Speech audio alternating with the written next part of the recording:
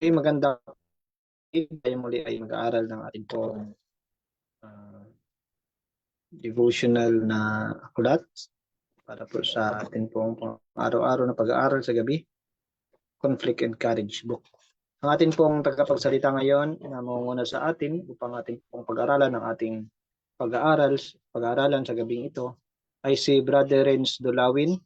At bago yan, tayo ay mag-aawitan, ay play ng ating pong technical coordinator and opening prayer po ng ating pong mga kapatid na kasama natin dito sa Zoom. Kung may kasama po si Brother Renz dyan, pwede po mag-request. Kung wala po ay ang mga kapatid natin sa Tumpad Church. And pagkatapos po niyan ay mapapakinggan na po natin ang ating pong speaker sa gabing ito na si Brother Renz Dolawin. At kung may oras pa, tayo po ay magkakaroon ng mga karagdagan kung may nais magdagdag sa ating pong mga kasama sa Zoom. At closing song and closing prayer po ng ating pong speaker. So ngayon tayo po ay mag-aawitan ng ating pong opening na awitin.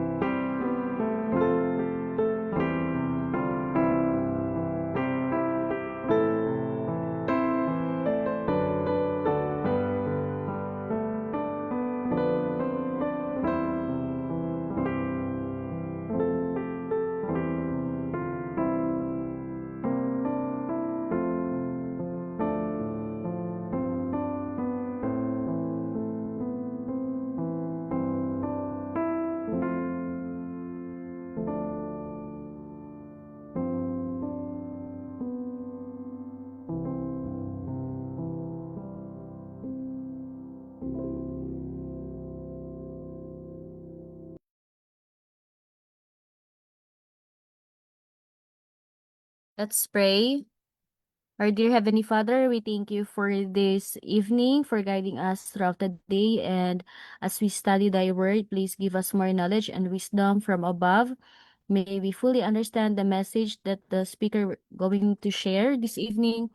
And please help us to apply it in our lives and um, maybe become a good example to the people around us. Lord, please forgive our trespasses. In Jesus' name we pray, amen.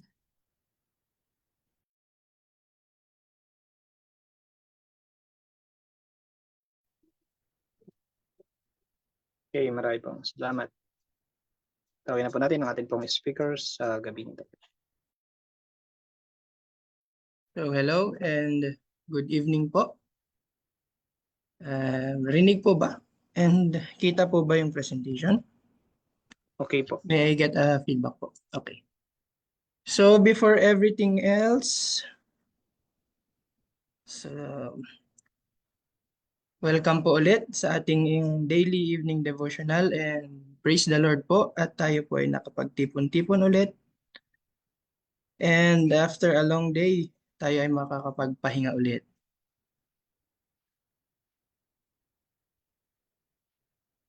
Yan.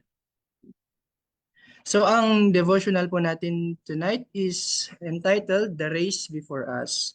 So it is from Conflict and Courage po, December 11.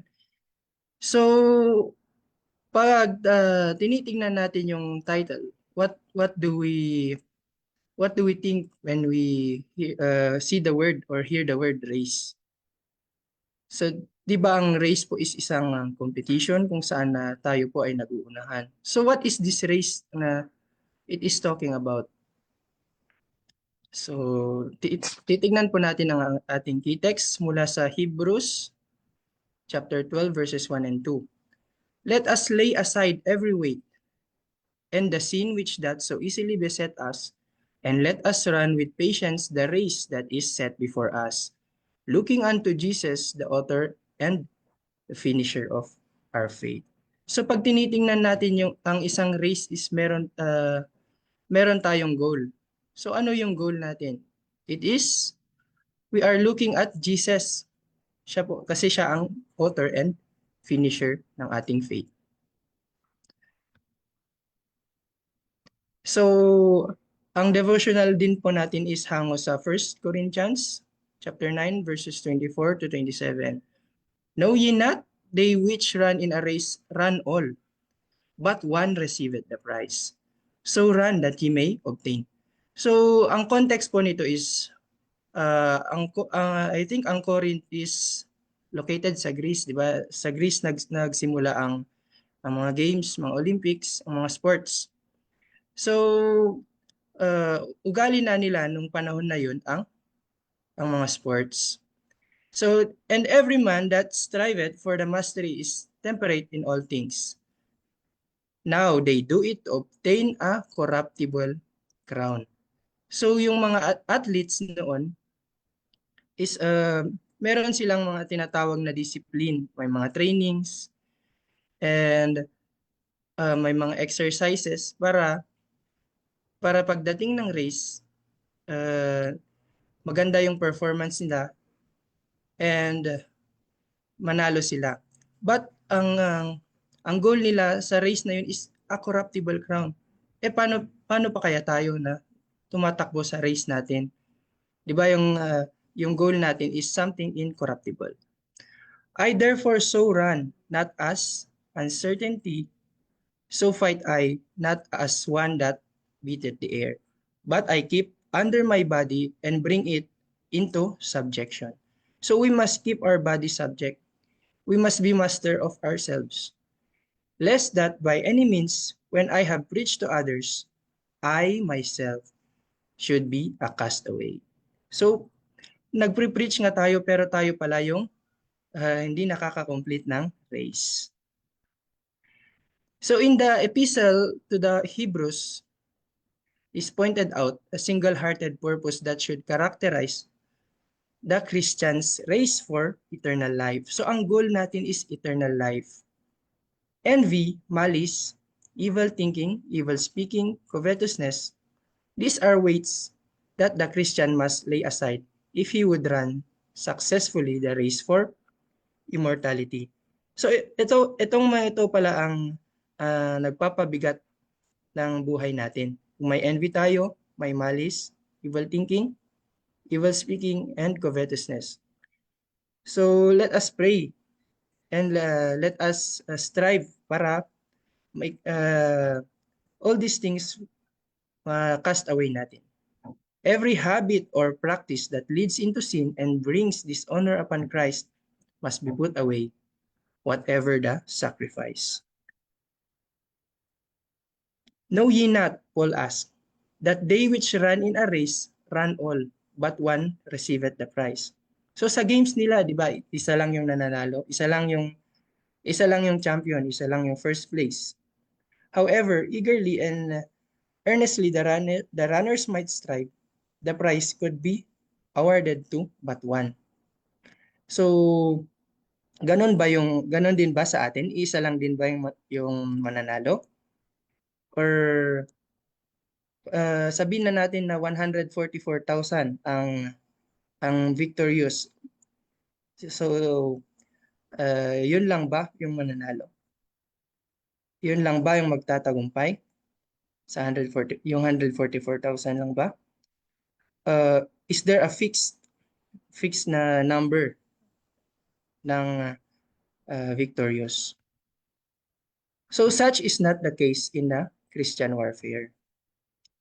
So not one who complies with the conditions will be disappointed at the end of the race. So kung sino man yung nag-comply sa conditions, kung sino man yung nag-strive, kung sino man yung nag-lay down ng mga weights, sila yung magtatapos sa race. The race is not to the swift, nor the battle to the strong. So it is altogether different from the race na ginagawa natin sa mundo. The weakest saint, as well as the strongest, may wear the crown of immortal glory.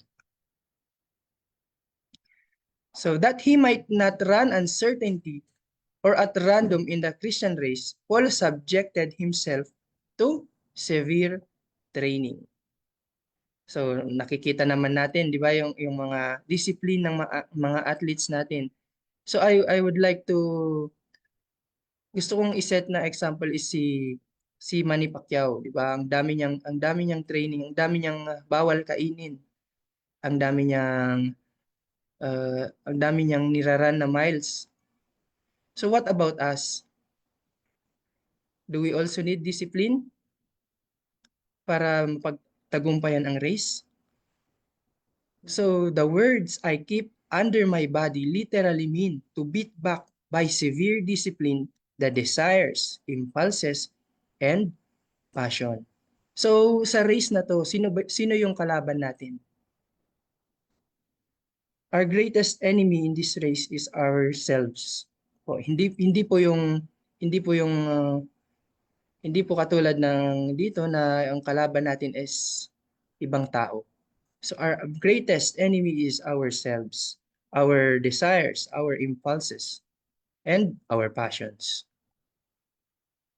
So it was this single-hearted purpose to win the race for eternal life that Paul longed to see revealed in the lives of the Corinthian believers. So inihalin tulad niya sa mga nangyayari sa panahong yun, yung discipline na dapat gawin din ng mga ina-address niyang tao.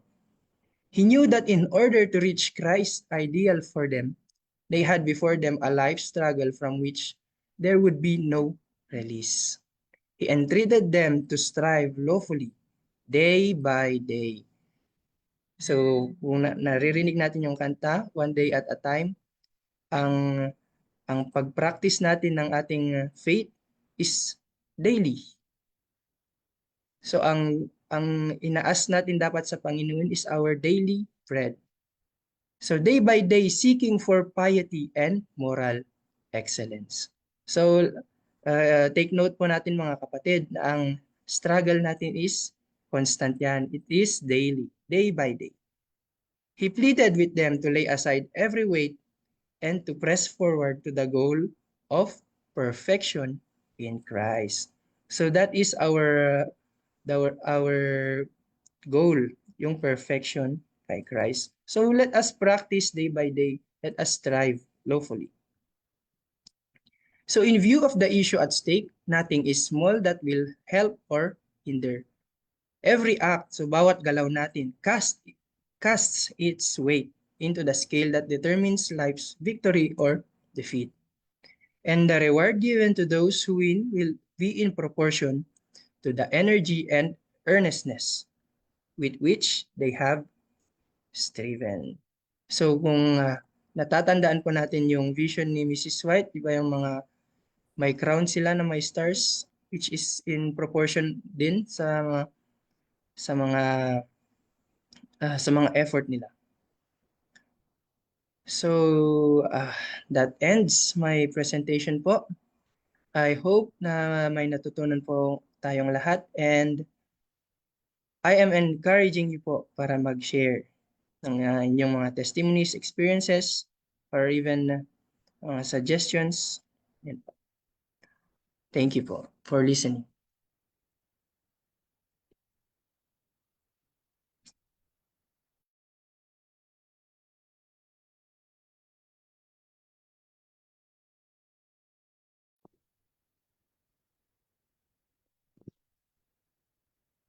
Maraming pong salamat, Brother Renz Dolawin, sa inyo pong panguna sa atin pong pag-aaral sa gabing ito.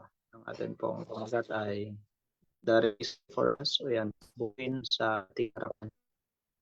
Untaan, kinote po dito ang sinabi ni Apostol Pablo sa mga taga-Korinto at sa mga taga-Hebreo. Ito po yung takbuhin na ginagawa ng mga ancient Greek. Sabi nga natin pong speaker, sa kanila po nag-originate yung mga Olympic na yan. Maraming mga takbo o maraming mga style ng pagtakbo na kanilang mga palaro noon sa kanilang lugar. At sa mga Olympic na sa buong mundo. Kaya hindi na sa atin nalihim ang bagay na ito. At ginawang halimbawa ito ni Apostol Pablo upang mas lalong maintindihan ng mga kakarinig sa kanya at saka babasa ng kanyang mga sulat. At hanggang sa panahon natin, naunawaan nga natin. At ano nga ang sinasabi dito ni Apostol Pablo at ng atin pong mahal na propetesa patungkol po sa takbuhin ito. Gaya po ng sinabi ng atin pong speaker, kung si Pacquiao ay nagkakaroon ng disiplina bago siya sasalang sa labanan, sa pagkain, sa pagtulog, sa kanyang mga ginagawa. Kasi kapag sumobra siya ng timbang, maaari siyang ma-disqualify. Kasi meron silang mga timbang na sinusunod sa kanilang mga division. Pero kasi sikat na sikat noon si Manny Pacquiao. At bukod doon, yung kanyang training ay hindi ganun kadali. Kasi kung desidido kang manalo, pahihirapan mo talaga yung sarili mo. Kaya yung training ni Manny Pacquiao nga, 12 rounds lang yung laban niya. Inaabot siyang 24 rounds sa kanyang training. Kung minsan sumusobra pa para may endurance siya. Ganun din po sa isang Kristiyano. Yung takbuhin sa ating harapan, yung mga corona na nais makamit ng sanlibutan ay ikinumpara sa corona na ibibigay sa atin ng Panginoon sa pamamagitan ng endurance na atin pong dapat na makamit sa pamamagitan ng mga pagtitiis, disiplina, mga pagtitiwala sa pag-ibig natin pong Panginoong Hesus, sa pagsunod sa kanyang mga utos na pag-ibig sa atin pong kapwa. Kaya ang halimbawa na ito ng atin pong ang apostol ng mga hintel ay pumapatungkol po sa atin sa panahon nating ito. Kaya sinabi niya dito sa unang paragraph, every habit or practice that leads into sin and brings dishonor upon Christ must be put away, whatever the sacrifice. Minsan, hindi nga natin Yan sabi ng ating pong mahal na propetisa na lahat ng bagay na nagiging dahilan ng paglayo natin sa Diyos ay Diyos-Diyosan natin, naging Diyos-Diyosan natin. Pero sinabi na rin yan ni Apostol Pablo, binanggit na rin yan sa aklat ng Samuel, unang Samuel 15:23, ni Apostol Pablo. At binanggit din naman niya sa Colossians 3 verse 1 verse 2 na tumingin tayo sa langit. Yung mga bagay sa langit yung nasain natin. Kasi ayon sa ating na pag-aralan, titimbangin yan kung papunta pa sa langit, papunta sa lupa, yung ating mga pagnanais. Kung sa pananagumpay ba o sa pagkatalo. And the reward given to those who win will be in proportion to the energy and the earnestness with which they have striven. So, depende po sa atin pong pagpupursige yung atin pong mga matatanggap. Kung sa takbuhin nila Apostol Pablo sa Greek o sa Greece ay isa lang ang nananalo. Sa atin po hindi po mawawalang halaga yung ating mga training, disiplina, pagsunod, paghahanda sa takbuhin na ating tinatakbo. Because even the weakest saint, as well as the strongest, may wear the crown of immortal glory. Kahit mahina ka pa na sumasabay sa takbuhin ng malalakas, basta magpapatuloy ka lang, susuot ka pa rin ng korona ng walang hanggang kalwalhatian.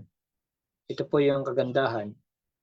Kaya hindi po tayo pwedeng magmata sa iba. Titimbangin natin sila sa sarili nating timbangan. Mas mabigat ako kaysa sa kanya, magkaiba tayo ng timbangan. Mas malakas ako, mas malapad at mas mahaba ako sa kanya, magkaiba tayo ng sukatan. Kaya po hindi rin naman natin pwedeng sukatin o timbangin sa sarili nating sukatan at timbangan yung iba. Dahil lahat, mahina man yan o malakas, basta magpapatuloy lang takbuhin na ating tinatakbo bilang isang Kristiyano, ito po ay susuot ng korona ng walang hanggang kalwalhatian. Ito po yung ating napag-aralan ngayon. Yung ating pong yung gusto ng Panginoon na isaksak natin sa ating mga puso't isipan yung mga bagay na ito at alam natin na hindi sa pamamagitan ng sarili nating lakas. Gaya po ng panaginip ni Jacob na ang Panginoon ang siyang hagdanan ng mga anghel ng paruot parito, pagmanhik manaog upang tulungan tayo. At tayo rin po ay mayroong hagdan na kinakailangan hakbangin.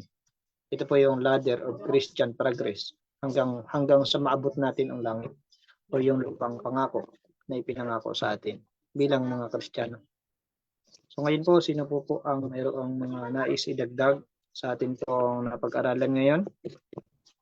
Kasama po natin ang Tumpa Church. Wala po ang ating dalawang sila Brother Renz at sila Sister Daniela. So baka mayroon po kayong karagdagan, mayroon po tayong oras.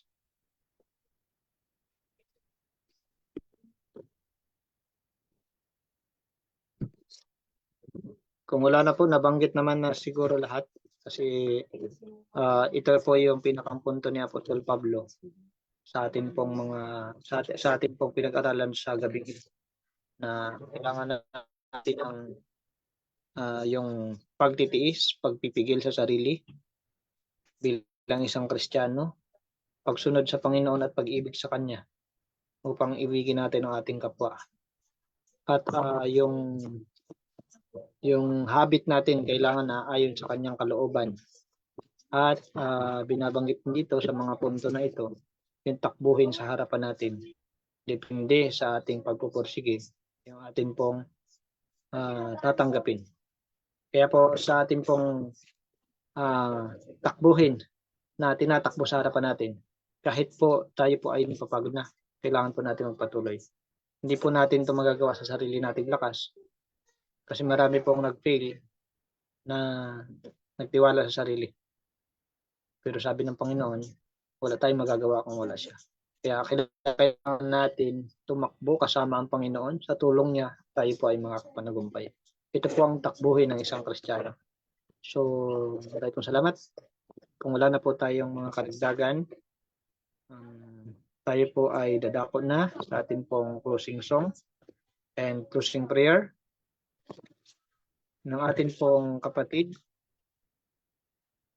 si Brother Renz. Wala, may na siguro yung signal nila. Kung wala po, ay ang atin pong mga kasama dito sa Zoom, kung sino po ang pwedeng mag-lead ng atin pong closing prayer. So tayo po ngayon ang dadako sa closing song.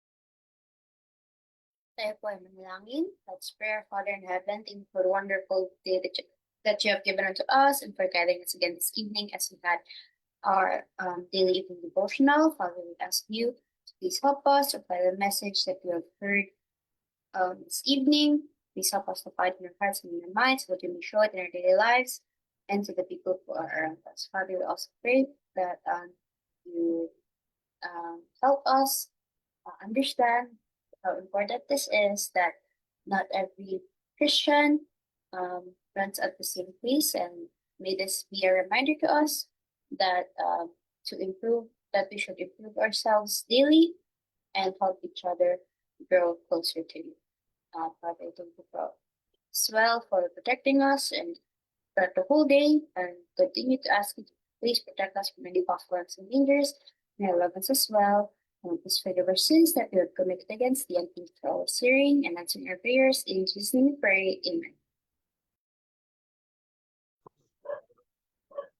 Okay, marami pong salamat. Kevin po. Marami pong salamat muli mga kapatid sa atin pong kasama sa Zoom at sa Facebook Live. Sa atin pong napakagandang pag-aaral patungkol po sa takbuhin natin mula nung una hanggang po sa dulo. God bless po sa ating lahat. Sana po ay ang ating mga napag-aralan ay atin pong kabuhayan. Tulungan tayo ng Panginoon na makasabay sa takbuhin na ito bilang isang Kristiyano. God bless sa ating lahat. Marami pong salamat. Magandang gabi.